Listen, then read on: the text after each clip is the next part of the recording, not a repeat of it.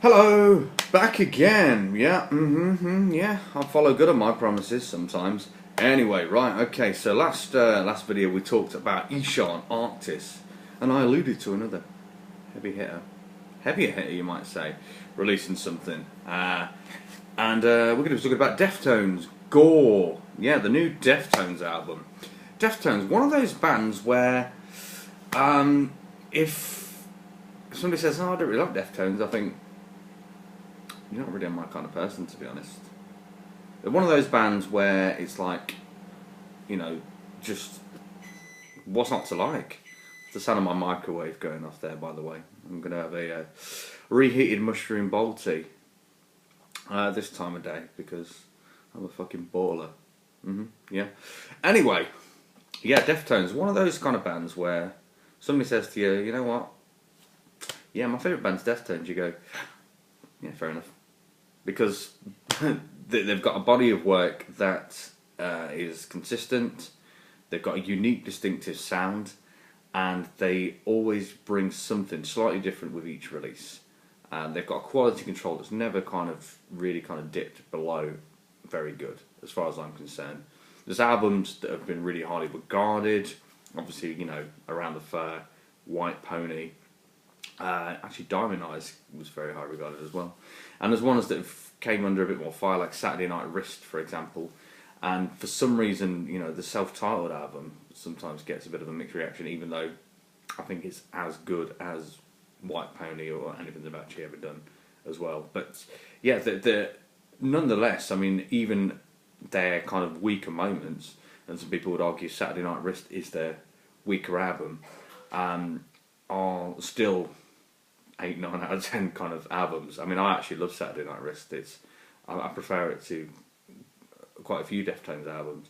But yeah, they are a band synonymous with innovation, distinctive sound, and quality.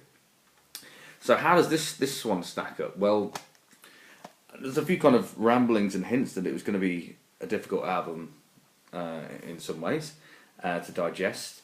And if you look back to the last album, Koi no Yokan, which I thought was absolutely fantastic album, they kind of built on something they'd established on Diamond Eyes, which is a return to kind of the bouncy, kind of rehearsal room, riff-based, just punch-in-the-face songwriting, but they melded it with the more kind of experimental, progressive elements that you'd find in the deeper cuts in White Pony, and also on a lot of Saturday Night Wrist.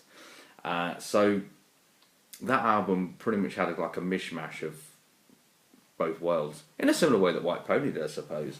So this album is kind of similar in a way to Koi no Yokan, certainly the latter part of it, but it doesn't necessarily give you the hooky kind of bouncy little treat that Koi no Yokan does. It doesn't reward you with a Swerve City or a Levers, a bouncy kind of like just mosh pit kind of metal song. There's a few moments on there that that do provide that, but I would say it's very much its closest brother in the Deftones catalogue. Its closest sibling would be probably Saturday Night Wrist, actually, or the latter part of Koi no Yokan. So this album, it's called Gore, and the first kind of song I heard of it was Prayers Triangles, which is actually the first single on there.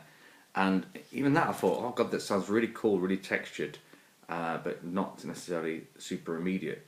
Well, it turns out this is one of the more immediate things on the actual album.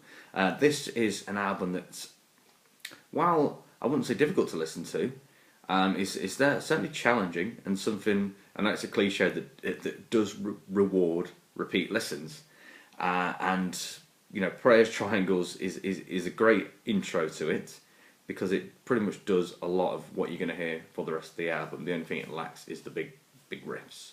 But certainly the guitar effects, Chino's more kind of ambient vocal moments, and the general kind of layered, textured, progressive approach to it. This kind of lush, pristine, kind of spacey approach is present throughout. And then, that Acid Hologram is just a completely kind of different prospect altogether. The second song, so it's much more guitar driven in a traditional kind of distorted sense, but at the same time it's not obvious in that sense. The guitars are very kind of droning, almost kind of doomy, and very distorted, and it's a really kind of lunging, kind of lurching, really interesting thing to drop right into your album as the second song on there, essentially. So straight away, there's a complete change of pace and a complete change of tone, and I think it's just a really kind of great kind of noise song. And there's a lot of kind of distorted, just wall sound, kind of bits of feedback or whatever. You know, it's not Metal Machine music by Lou Reed, but it's certainly using guitars and distortion and feedback to texture something. So yeah, I really really like that song. And then Doomed User is one you also might have heard. This is probably the most obvious riff-based kind of bouncy song on there, and even then it's a little bit difficult and a little bit kind of unconventional in its structure. But, you know, certainly the main kind of two riffs are very very metallic, and you know, people that want that kind of mosh pit moment or that kind of bouncy thing of Chino screaming a bit, well, this song is really going to please those people, because I think it's you know, it's a mosh pit classic already. But like I say, it's not Diamond Eyes, it's not Rocket Skates. It's something a little kind of different, little more structurally awkward as well. But again, just really interesting.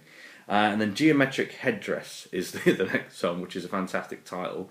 Kind of sounds a bit like the song Goon Squad from Koi no Yokan. It's got like a real kind of jarring, jangly kind of riff to it. I'd probably say it's the weakest song on there, but nonetheless, I think there's plenty of interesting moments on there.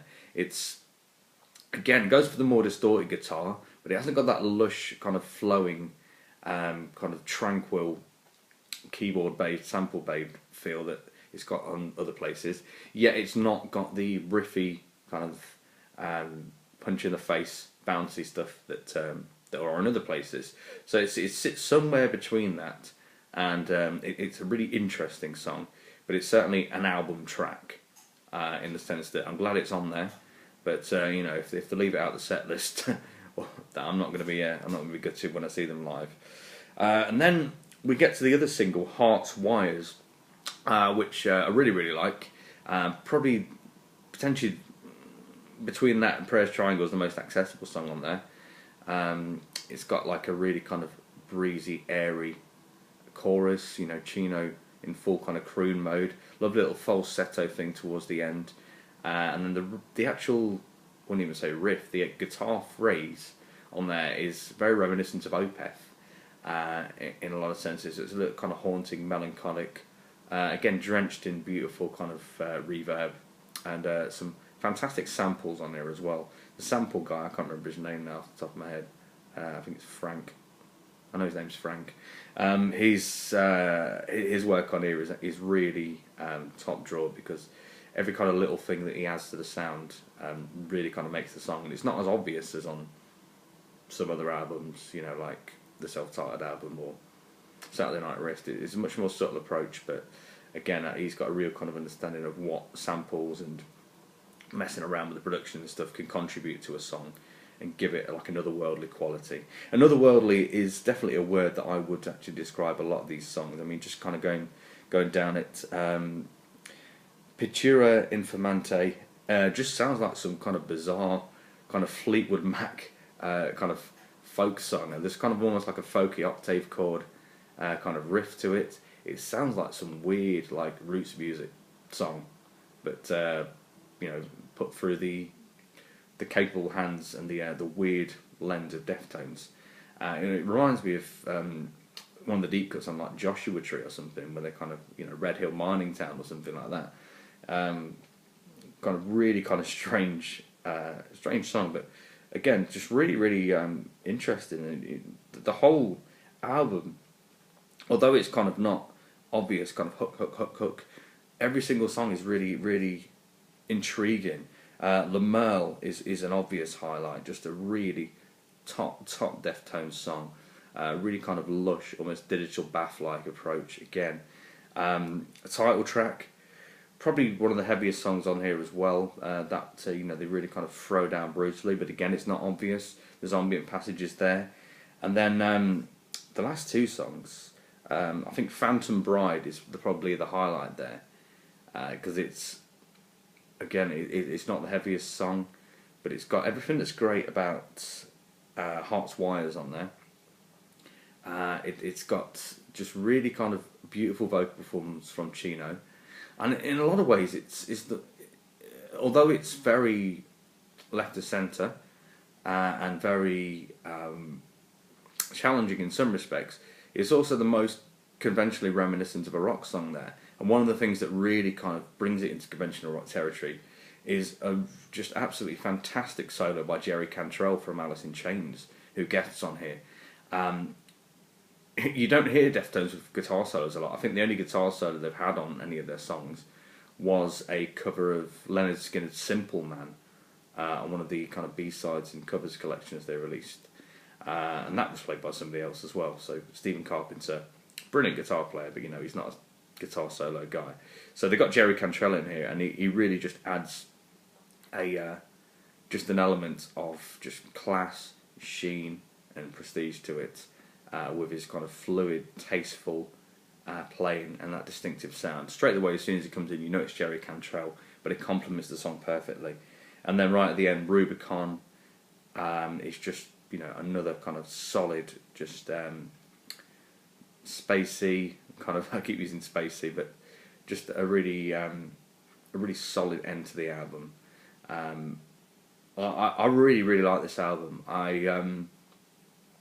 know it's kind of got a mixed reaction as well. So I think mostly positive, but some people certainly are coming down and going, "Oh, it's got no songs" or whatever. I think it's really commendable that a band this far on into their career, that they're not necessarily the biggest band in the world, they're doing very well, could literally come out and just write a bunch of bouncy Warped Tour metal kind of just brilliant, like just guys in a room kind of rock songs. Go back to the sound of Adrenaline. If you look at Diamond Eyes and the bits of Koino Yokan, those last two albums really garnered them a lot of success and regained a lot of critical acclaim, and just gave them songs that they can just peel out in a set that just gets the mosh pit going. And it's very easy for them to actually come out and just release that kind of album, release Diamond Eyes Part 2 again, and they'd do it and they'd execute it fantastically, because they can do this in their sleep and this is their bread and butter. How many kind of great anthemic songs have you got, like Rocket Skates and Root and My Own Summer and stuff, but they continue to push themselves and they continue to do interesting things. And Gore is just the latest example of just one of the most distinctive, unique, and just really vital bands that we've got going on. And although a lot of people love Deftones, I still think they are massively underrated, and they are one of the best bands that rock and metal has produced in the last 20 years. And albums like this, we're going to look back on and say, yeah, this is a band that really continued to push, really continued to change the game.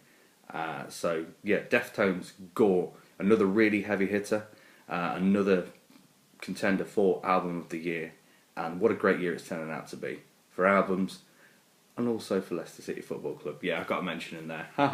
Alright, okay, so I'm going to be back soon with some other stuff, because I've been listening to loads of other stuff as well.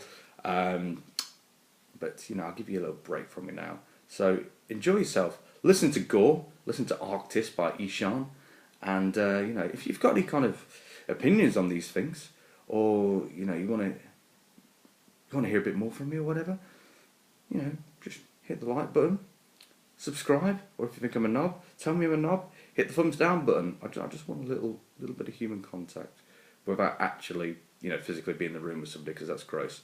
Okay, see you later. Bye.